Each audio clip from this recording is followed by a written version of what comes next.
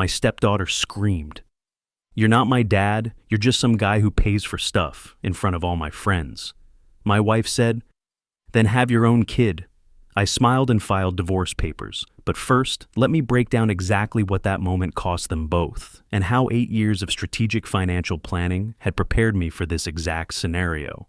The dinner party where everything exploded was supposed to be a celebration. I'd just landed a major commercial plumbing contract worth $180,000, and my business partner Mark suggested we invite some friends over to my house in Denver, Colorado, to celebrate. What I didn't expect was for that celebration to become the most expensive mistake Rachel and Mia ever made. Here's what you need to understand about my financial position. I'm Daniel, 46, and I've been running a plumbing business for over 2 decades. My annual income fluctuates between $120,000 and $180,000 depending on contracts. I own my house outright, a 3-bedroom property worth $385,000 that I bought for $180,000 8 years ago. My business assets total approximately $240,000 in equipment, trucks, and inventory. I've got $340,000 in retirement accounts and $85,000 in liquid savings. When I married Rachel 8 years ago in March 2016, she was making $28,000 as a part-time daycare worker. Mia was 7 years old. I'd been documenting every financial contribution from day one because my accountant, Robert Chen, advised me that blended family finances needed careful tracking for tax and legal purposes. The numbers were staggering when I calculated them that night after the party in March 2024. Over 8 years, I'd contributed $187,400 directly to Mia's expenses, $6,800 in allowances and spending money, $42,300 for clothing and accessories, $28,000 for extracurricular activities, $31,200 for medical and dental expenses, and $21,100 for electronics and luxury items. This didn't include basic household costs like food, utilities, and insurance. I'd also been funding a college account with $800 monthly contributions since she was 8. By her 15th birthday in 2024, that account held $72,000 in principal plus investment growth, totaling $89,300. My business lawyer, Patricia Williams, had always told me to keep meticulous records. She'd handled my first divorce in my 20s and warned me that financial disputes were the ugliest part of any separation. So I'd been maintaining detailed spreadsheets of every transaction, photographing receipts, and documenting conversations about money. Here's what happened at that dinner party that changed everything. My friend Dave mentioned struggling to save for his daughter's college costs. I casually stated that I'd managed to set aside enough for Mia to attend state school comfortably. That's when 15-year-old Mia walked in from the kitchen and announced she'd been accepted to NYU and that she and her mother had already decided she'd be attending.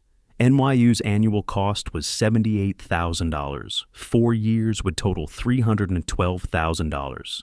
My college fund would cover barely 1 year. When I explained that we'd need to discuss more affordable options, Mia exploded. She accused me of being cheap, of never supporting her dreams, of treating her differently than I would treat my real daughter. Then came the killing blow. "You're not my dad anyway. You're just some guy who pays for stuff." Rachel's response sealed both their fates. Instead of defending me or correcting Mia's disrespect, she hugged her daughter and said, "Maybe Daniel should just have his own kid if he wants to control someone's future." I smiled, walked to my home office, and began implementing what I call my financial independence protocol. First, I called my bank's after-hours line at PM and moved $89,300 from the college fund into my personal retirement account. Since I'd funded it entirely with my own money and Mia wasn't legally my child, I had complete control over those assets. Next, I accessed our joint checking account online and transferred $43,200 to my business account, money I'd contributed over the past 6 months that hadn't been spent on household expenses. I called Patricia Williams' emergency line and left a detailed voicemail requesting immediate divorce consultation. Then I photographed every financial document in my office, tax returns showing my income contributions, receipts for Mia's expenses, bank statements proving the source of college fund deposits, and insurance policies listing all beneficiaries. The most satisfying call was to my credit card companies.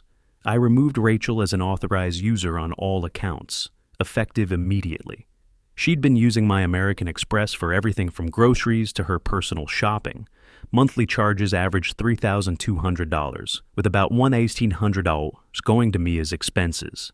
By midnight, I'd calculated the total financial impact. Rachel and Mia had been costing our household $8,700 annually beyond basic necessities. My individual income was more than sufficient to maintain my lifestyle independently, but their combined expenses represented nearly 70% of Rachel's gross annual salary. The next morning, March 16th, 2024, brought beautiful chaos. Rachel discovered her credit card was declined when she tried to fuel her car at the Shell station on Colfax Avenue. A 2018 Honda CR-V with $18,400 remaining on the loan that I'd been helping pay. The car was in her name, but I'd been contributing $340 monthly toward the payment. Mia found out about the college fund when she called the investment company from our kitchen to check the balance for her NYU financial planning. The automated system informed her that the account had been closed and funds transferred. Patricia Williams called me at AM to discuss strategy at her downtown Denver office. In Colorado, I had no legal obligation to support Mia since I'd never formally adopted her. The college fund, being entirely my contribution, was legally my property. Our house was my separate property, purchased before marriage.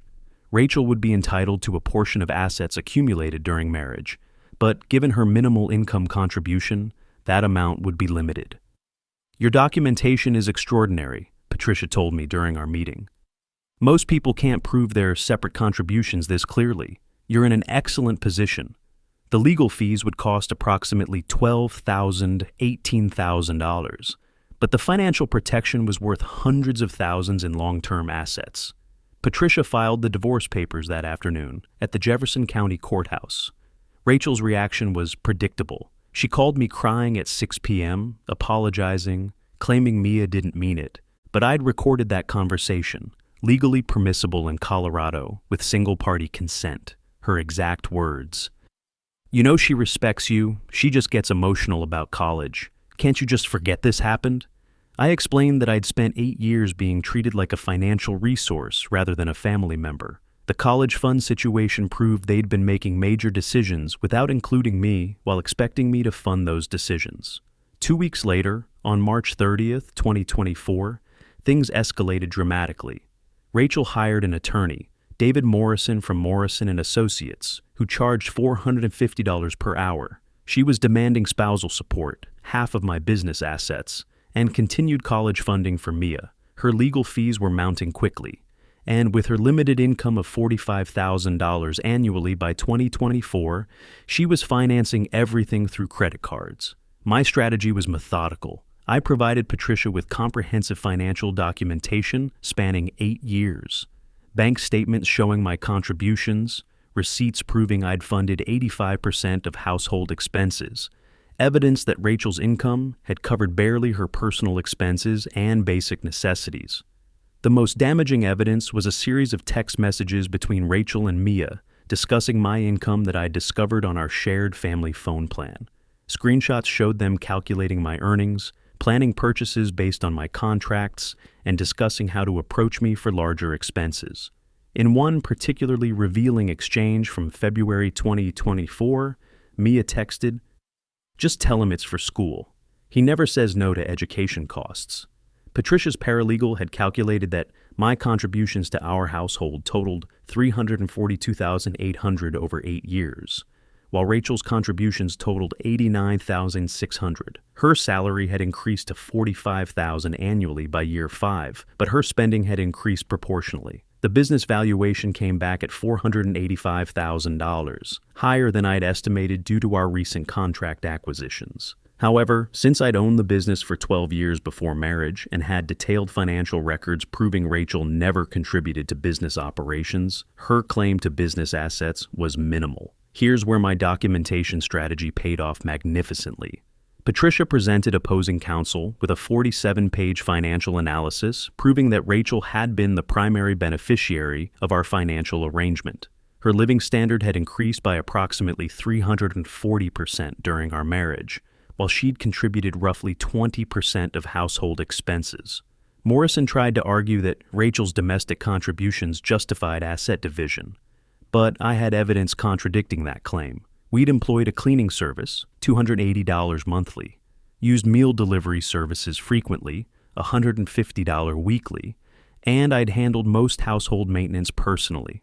The discovery process was devastating for Rachel's case. My expert witness, a forensic accountant named Thomas Liu, testified that Rachel's financial benefit from our marriage totaled approximately $278,000 in increased living standard, while her actual contributions totaled $89,600. 6 weeks into the divorce process, in early May 2024, Rachel's situation became desperate. Morrison had demanded a $15,000 retainer continuation, and Rachel couldn't afford it. She'd maxed out 3 credit cards funding legal fees and living expenses. Her car loan went into default when she couldn't make payments without my contribution. Mia had withdrawn from NYU after 1 semester when the tuition bills became overwhelming. She'd moved back to our house and was working part-time at a local restaurant called Denny's on Federal Boulevard, making $12 per hour for about 25 hours weekly. Her monthly income, approximately $1,300 gross, $1,040 take-home. The final divorce settlement was finalized on July the 15th, 2024, and was everything I'd hoped for. Rachel received $28,000 from marital assets, essentially getting back her own contributions. She got no spousal support since the marriage lasted less than 10 years, and she was capable of self-support. I retained the house, business, retirement accounts, and all separate property. Most importantly, I had no ongoing financial obligations to either Rachel or Mia. The court recognized that I'd already provided more support than most biological fathers contribute over 18 years. Here's what the next year looked like for them. By August 2024, Rachel moved into a 1-bedroom apartment on East Colfax Avenue costing $1,200 monthly, nearly half her take-home income. She had to sell her Honda and buy a used 2012 Toyota Corolla with 140,000 miles for $8,500. Her credit score plummeted due to defaulted cards and the car loan deficiency. Mia continued working restaurant jobs, eventually becoming a server at Applebee's, making about $2,100 monthly with tips. She was living with Rachel and contributing $400 monthly toward rent and expenses. Her college dreams evaporated completely when she realized the debt required for NYU would take decades to repay on service industry wages. Meanwhile, my financial position improved dramatically. Without their $87,400 annual expenses, I was saving an additional $7,300 monthly. I expanded my business, hiring 2 additional plumbers and securing more commercial contracts. My annual income increased to $220,000 within 18 months. In October 2024, I bought a larger house, a 4-bedroom property with a workshop in Lakewood for $420,000, and sold my original house for $395,000. The equity from that sale, combined with my increased savings rate, boosted my net worth to over $680,000. The most satisfying moment came in December 2024, 14 months after the divorce was finalized. I was having dinner at the Capitol Grill in downtown Denver when I saw Mia serving tables. She recognized me immediately, but I simply nodded politely and continued my meal. Later, I learned from Mark that she'd asked another server if they knew who I was, describing me as my stepdad who abandoned me. The server, coincidentally someone who knew Mark through mutual friends, told him about the conversation. According to Mark, Mia had explained that I'd promised to pay for college, then changed my mind when her mom and I got divorced. No mention of the disrespect, the entitlement, or the years of financial abuse. But here's what everyone in our Denver community eventually learned. I'd kept every receipt, every bank statement, every piece of financial documentation. When people asked about the divorce, I could present clear evidence of exactly how much I'd contributed versus how much respect I'd received in return. The final vindication came in March 2025, 2 years after the initial confrontation, when Rachel tried to take me to court for college support for Mia, claiming I'd made verbal commitments that constituted legal obligations. Patricia Williams dismantled this claim with documentation showing that I'd fulfilled every financial commitment I'd ever made until they explicitly rejected my parental role. The judge's response was perfect. Mr. Daniel provided extraordinary support for a child who wasn't legally his responsibility. The beneficiaries of that support chose to terminate the relationship. They cannot now seek to enforce obligations they previously rejected. Today, in 2025, my net worth approaches $900,000. I'm considering early retirement at 52.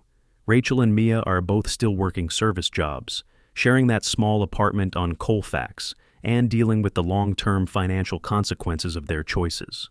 Rachel remains single and has never remarried. Her dating prospects are limited by her financial situation and the fact that she's supporting an adult daughter who works in food service. Mia, now 18, has no college prospects and no savings. She's stuck in the restaurant industry with no clear path forward. The lesson here is simple. Document everything, protect your assets, and never let anyone treat generosity as obligation.